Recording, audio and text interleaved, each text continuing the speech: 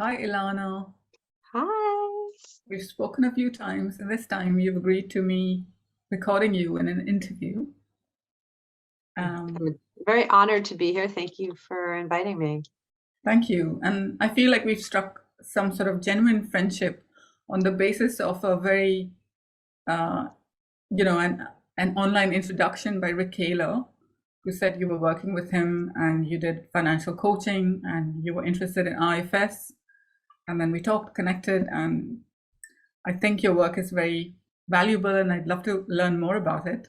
So, could you say just two or three sentences about yourself to introduce Um, yourself? so I do financial therapy slash financial coaching in the US. I have clients all over the world. So I try to sort out the different time zones, which is really neat. And I come from the financial planning world originally. I worked for Charles Schwab in the US for number of years, and that's where I got my experience for my CFP. And I have my own business. My business is called Oak Financial Coaching, and I also work for Rick Kaler as part of his company, Advanced Wellbeing. All of those doing financial coaching slash financial therapy. Okay, so that's really interesting. And I read about, the description of yourself by yourself on your website. And it sounds like you do a lot of learning. So you did the certificate, you say you're a chartered financial planner, but then you've also done the certificate in financial life planning. Mhm. What did that give you on top of the Chartered Financial Planner certificate? Um, so doing the certificate in financial life planning, that was my jumping back into the educational world in a big way. And what it had was the first class that I took was on combination of motivational interviewing, how to really get your clients to understand what they need. Interestingly, about 80% of all, 80% of the time when someone goes to make a financial decision, they don't. And I don't blame them. Like, look, do you really want to go through and make a financial decision, or would you rather figure out what you're having for dinner? I mean, I'm sorry, dinner I think is kind of went out. You get in there and you go, oh, this is really tough. And if it's not, doesn't have a deadline, they're Yeah. not sure who to trust. Um, so oftentimes don't they don't make a decision. 90% of financial decisions are emotional. So it coming those two things in there, those are a big part of what I help people with. I help them go through and say, okay, what you want to make a decision, what is a pain point, and what are the criteria going to be?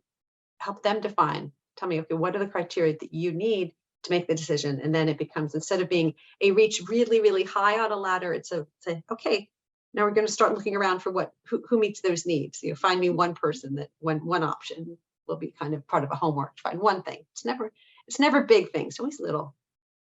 Yeah. So it's a useful framework. I was just thinking how much of it is allowing the client's existing conditioning to rule their decision making, and how much of it, as a financial therapist, is you challenging some of these ways, No, no challenging. No No challenging. no challenging, all accepting, all there. Yeah. Because if you're wired that way, instead we try to find solutions. So for example, if somebody isn't particularly structured naturally, which by the way can be a big plus, because if Hmm. you're not so structured, you're an innovator. So if someone's wanting to like start up businesses, and or they have a job where they need to get in there, and then they need to say, okay, I'm changing my structure I'm changing what we're doing to this methodology. That's an important part of their success. So it's like, okay, if there's not a lot of structure, what structure can you bring in from the outside? Because people like that are not usually typed to just like create structure. Mm. Instead, what they will do is they just need someone to, um, they need to bring in a structure. They need to find something that works for them. And then we work on which one is right. Because that's the one thing, none of this stuff is one size fits all. And I Mm. think that's a big thing of not saying, I'm not coming in and saying, oh, you need to use this app or this whatever this It's program. not prescriptive, it's very customized based on who shows Optimized. up. So, what triggers a client to, like, if people put off financial decision making, which I completely understand that they do, what triggers a client to like want to come and meet you. And I know in IFS they say a lot of managers make appointments, the manager parts make appointments with the therapist. But like what tends to be the thing that pushes people into your doors?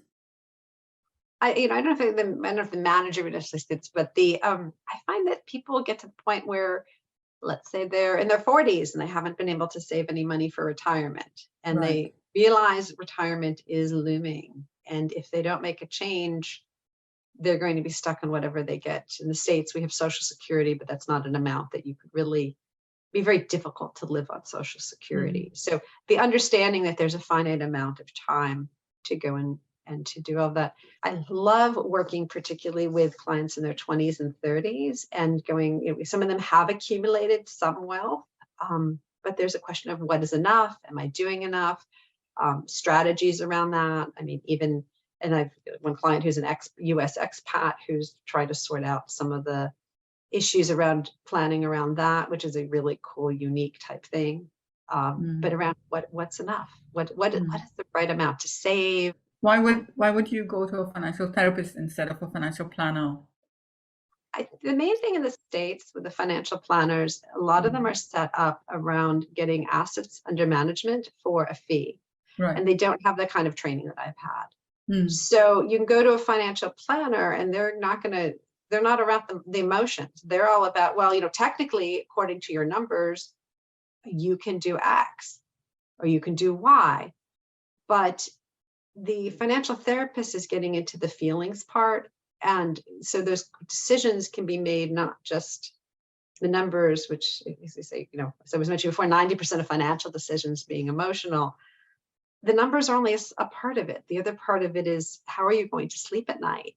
And unpacking that doesn't happen in a quick 1 hour session with your planner that says, oh, here are your investments, and this is how they've done. And do you want to switch this X investment to Y investment or whatever? It's going deep. And that, I think, is a value to clients, to go deeper and go into what's happening. I love the analogy of an iceberg. So what you're looking with the planner, you're looking at what's on top of the iceberg. Here are your investment accounts, if you even have them. And I have clients that don't have investment accounts. So just saying, if for the planner, that then what happens to them if they have, let's say, they have money and maybe they have a house or maybe they have a business or whatever, but they don't have the investments. But we can see what that looks like. And even I find I'm able to help clients look at that and see, just look at it, because sometimes it's even hard to look and see what do you have. That's a huge accomplishment once we get that into even a simple net worth statement for many, because they're just like, oh, I'm so nervous, I'm ashamed, I should be here, I'm this, I'm that. But until we can kind of calm and just say, this is where you're at. And then underneath the iceberg, bringing back the iceberg analogy, there's all this stuff going on inside the brain. And the iceberg, it's like we're working with the stuff below the water. What's happening there? Let's try to figure out what's happening in that cold, murky place. Which is often driving the show, right? The stuff below the water is driving the entire... It's driving the whole show. Decision making or lack of it.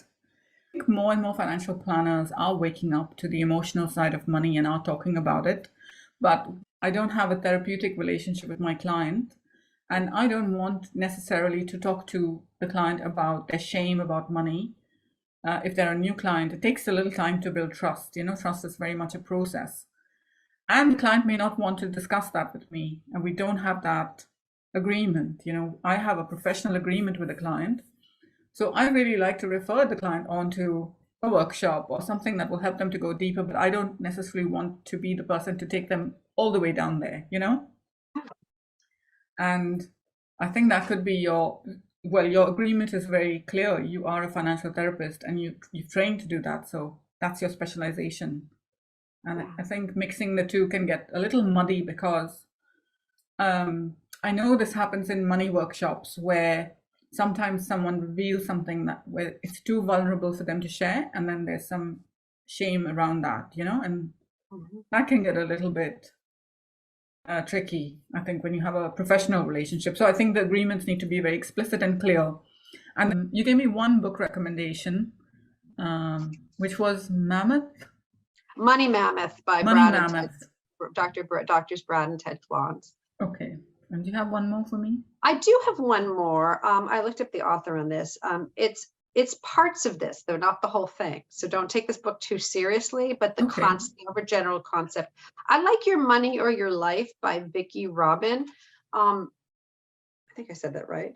What I like about it is this concept that our time has value, and when we are whatever we're doing with our time to earn money, that we are aware as we're spending it, how that time balance kind of works out. And I think we're taught that we are marketed like, oh, look, those shoes are on sale, or though this is on sale.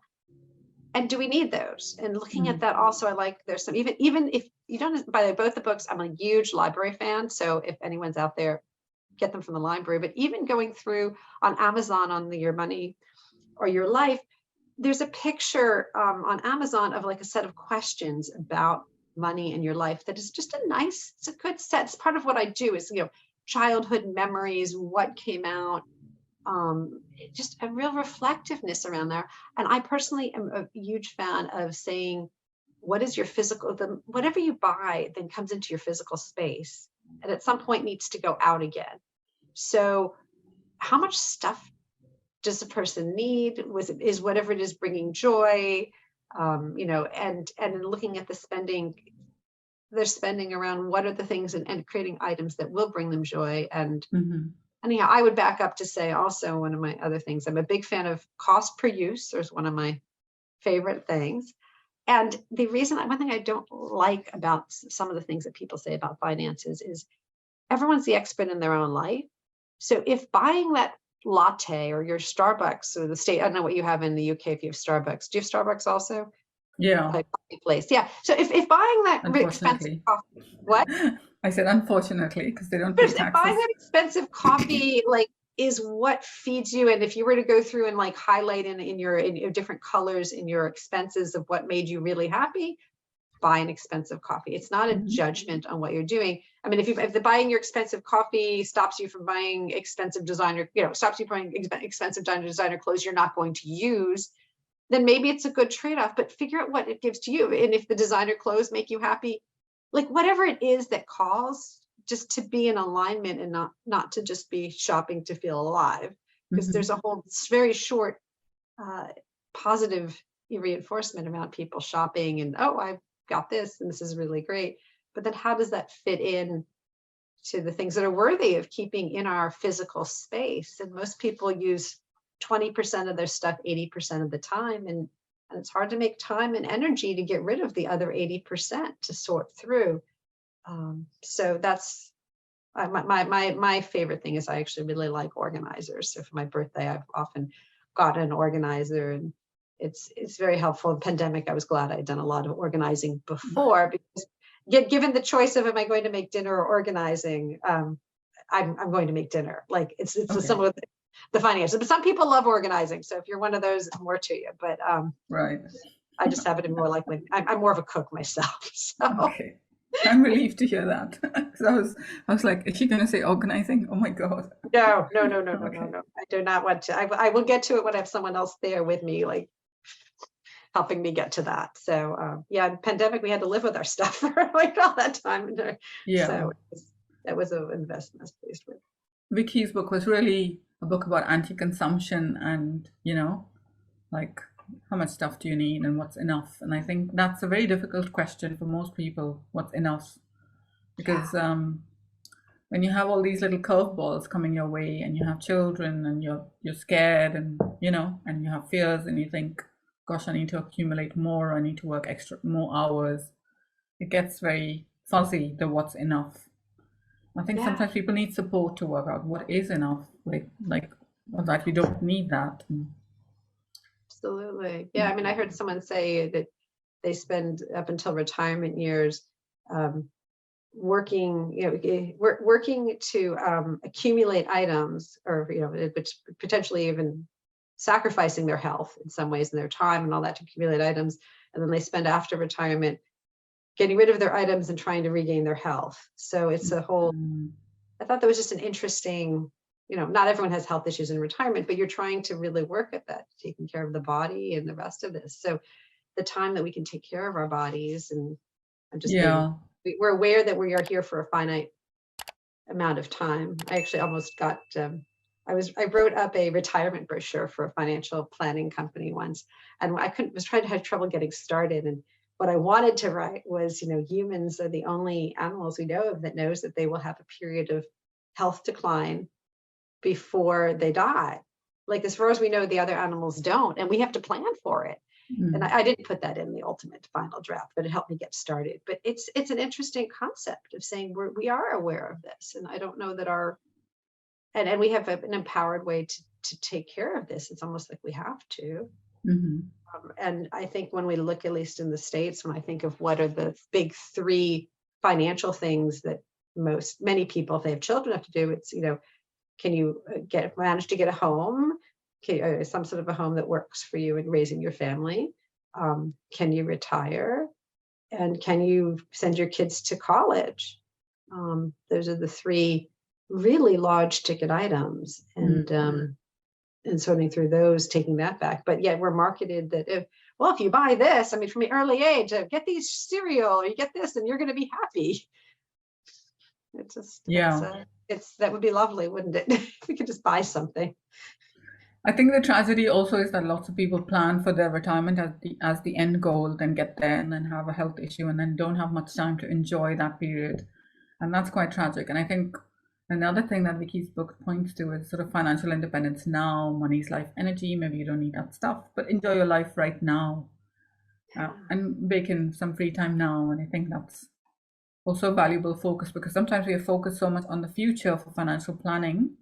Yeah. And it's like, breathe now and, live and be happy right now, every day, every moment, because you don't know if you'll even get to that point. That's how I like to think about it. Is life is so impermanent. Everything that we have is so impermanent. Anyway, Oh, I love, getting, yeah, no, it's true. We don't know what's going to happen next. I think that's really a really, really wise thing. And then try and enjoy today. I mean, I think that's the thing, whatever we're doing, whether it's, financial planning, financial therapy, it's the trade-off of what amount for today versus whatever amount for tomorrow. And that's not a binary type thing. And one thing I like to help my clients do is to create a money policy, which is a I like rule that. around what they do, what's going to happen. So for every, I'll use it $100 for this example. For every $100, what percent goes to longer term savings, or whatever things are? I mean, if it's retirement, or saving for a house, or a portion to charity, or whatever their most important things are, to say, hey, we've got a beginning structure around it. It's not hard and fast, but it's a beginning point, because the reality is that a dollar is not a dollar when the way people are around their money. If you get if someone gives you $1,000, people will spend that very differently than $1,000 that they've had to earn, especially if it's $1,000 they had to earn at a very low wage that took them a lot of hours. Yes. There's just a very different relationship. And we actually saw this in the States during the pandemic, when they gave away the money from the government, sent checks to everybody. And a lot of that money went into like Robinhood stock. People bought booze, stuff they wouldn't have done with their regular money. But if they had a money policy, I wonder if they would have been like, okay, well, now I've got this extra $700. Well, then this percent would go to maybe the food bank, or whatever they were passionate about, the charity. This percent gets saved. And the other part, if they want to put it into alcohol and Robinhood, fine. But at least you'd have maybe half of it is set aside for something else. It's not binary. And I think it's important to come and say, what do we enjoy today, and what's there for the future, so that all of the brain can be a little more calm. Yeah, and to have some formal set of principles or compass written down which guides you when you're like, oh God, I can't make that decision. Then you've got that little thing. And then also I wanted to say what your grandmother said, which you wrote about on your website, which is you make plans and God laughs, because Yes. ultimately, like, the way life unfolds is the way life unfolds. And as you know from doing the workshop with Tim Malnick, there is an assumption that life will always take care of you, which is for some people very threatening and not comfortable to hear. But I really trust that, like I can do all the financial planning in the world. And then all of a sudden, like this year, the stock market, the bond market, everything's been horrendous. And there's so much that you can't control in life. So yes, you can manage the numbers and the spreadsheet and the percentages and, do all of that. And then also you have to sort of trust and let go that you'll be okay no matter what. So how do people find you, Elana? Oh, well, thanks for asking. They go to my website, Oak Financial Coaching. Mm-hmm. It's the only Oak Financial Coaching out there, and I have pictures of some very pretty trees on there, and a number of things around. I really feel like, as I wrote in there, it's important to get to the roots of the issue of what's going on with your finances. So to nurture that, so you can work on the rest of the tree, building the trunk, and the rest of that in the analogy. And I have a spot on Calendly on there, so you just pick something, time, and I'll send you a Zoom link, and we could chat and see if it's a good fit. And also for, whether it's for networking or for individual clients, whatever, I'm happy to meet. I like to meet people. I've been getting more referrals from financial planners and lawyers actually recently, so that's always nice when I guess people popping my name up, whether it's in Facebook or just directly from financial advisors sending people my way. So I'm always happy to talk to people and see if it's the right fit. I'm very much it's important that the person have the person to help them is the best fit for them. So if I'm the best fit, that's excellent. And if it's somebody else, that's excellent too. There's plenty of, I feel like the right people will find me, and I want them to find the right person also. So I will send somebody off to a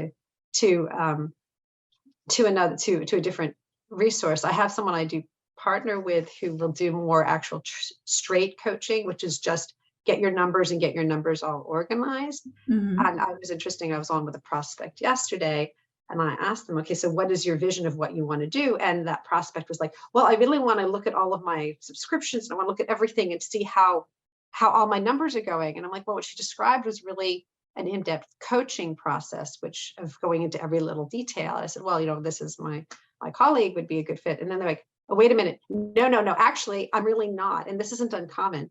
I'm not ready to do that. I need to go and deal with my emotional side, but be sure of who I want to hire or what process I want to do to go into the nitty-gritty, because I can't even do that at this point. And so I think that's a pretty typical example. So if someone has a client, for example, that says, or for example, isn't implementing their financial plan, that's one of the reasons I started doing this, is that I'm like, you do the comprehensive plans, but a lot of times they sit on the bookshelf. So if there's something they do want to go forward, it's like, well, come and talk about it with me, and then decide what it is they want to do, because I like it to help people take action if that's what they want, in a way that works for them, emotionally supporting them. Yeah, and I really like how you're clear on, it comes through that you have care and integrity in terms of pointing people to other resources if you're not the right fit, and you can see that pretty clearly. Oh, you work with people all over the world? Because Yes. I know I only work with UK residents. Okay, so anyone So from I anywhere. can overlook because I'm not doing it. If I were doing investments, Yes. or if I were a licensed psychologist, I could not do that. Okay. But because I'm not doing investments, I'm not doing tax, anything. All I'm doing is around the emotional side. I love what I do partially because, like, psychology is fantastic, but in the States, it's very diagnosis, like you have a problem that you're diagnosed for. And so, like, I've gone to therapists that have been very helpful, very lovely, but they're always like, okay, well, we have to write you down as having some malady. Like, there's always this malady. And I'm like, well, what if it's not really a malady? What if I just need to really get clear on what I need? I'm thinking, for example, we talked about before, wouldn't it be nice if we didn't have money in the middle of things?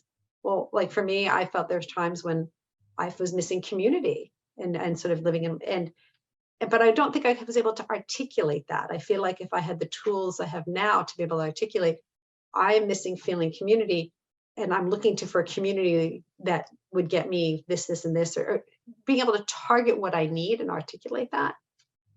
And that's something I like to help people. I want to help people do. So. Wow.